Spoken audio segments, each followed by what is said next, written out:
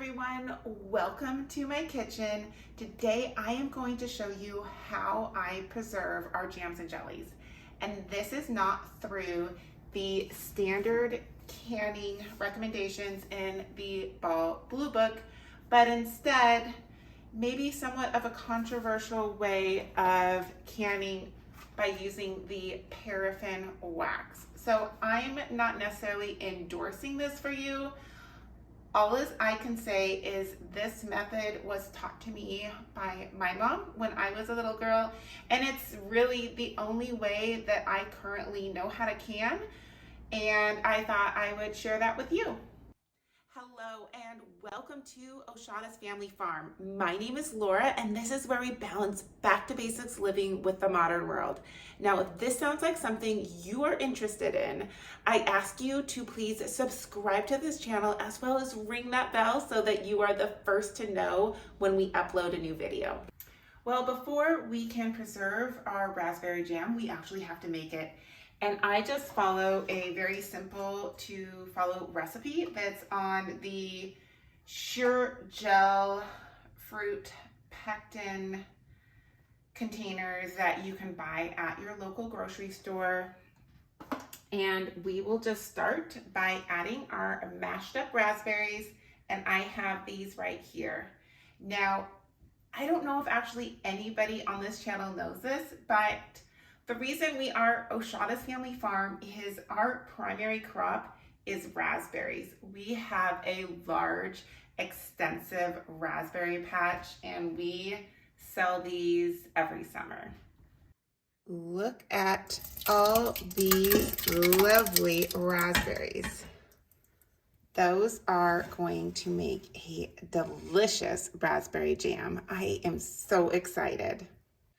Next, we're going to add our pectin, and we'll go ahead and stir this in. We're putting our raspberries on a high heat, and we will just continue to stir to make sure nothing gets stuck on the bottom of our large saucepan.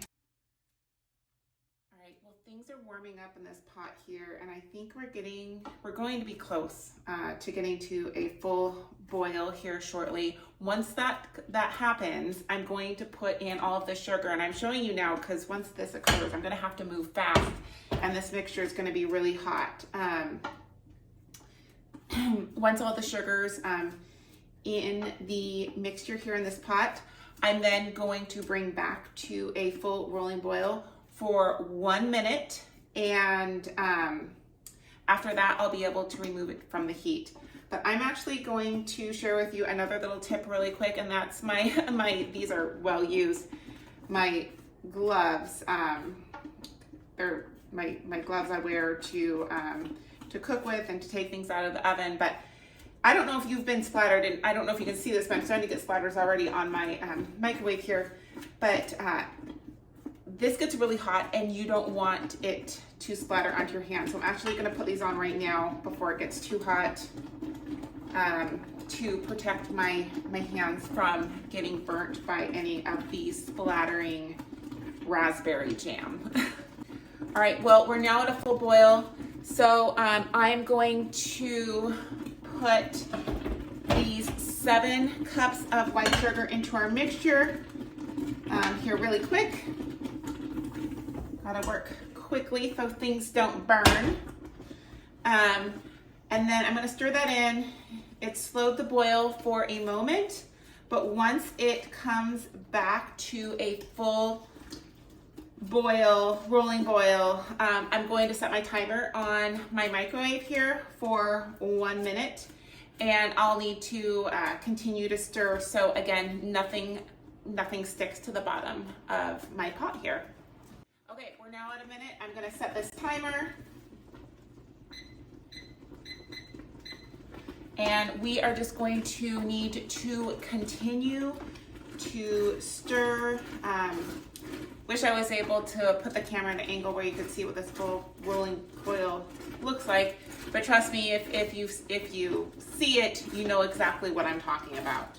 But we have just about 40 seconds left.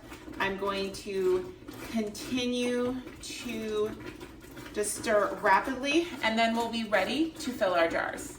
Okay, here are our jars that we're going to be putting our jam in. I did go ahead and sanitize these before I made our raspberry jam, so I'm just going to turn these up right now and start filling the jars.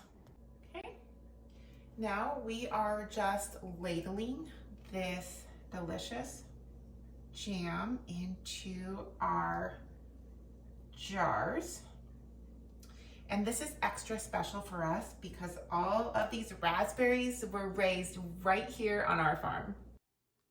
Okay, so now as you can see, we have all of our jars filled with our raspberry jam. We are going to get ready to start melting our paraffin wax, but I want to show you what to look for with your raspberry jam before you start putting any kind of wax on top of it to make sure that you get a really good seal. Okay, I am going to show you a quick trick to tell when your raspberry jam or jelly of any type is ready for the wax to be placed on top. And you just want to kind of touch it. And if you can see it's pretty firm, you know it is now ready for the wax to be added on top.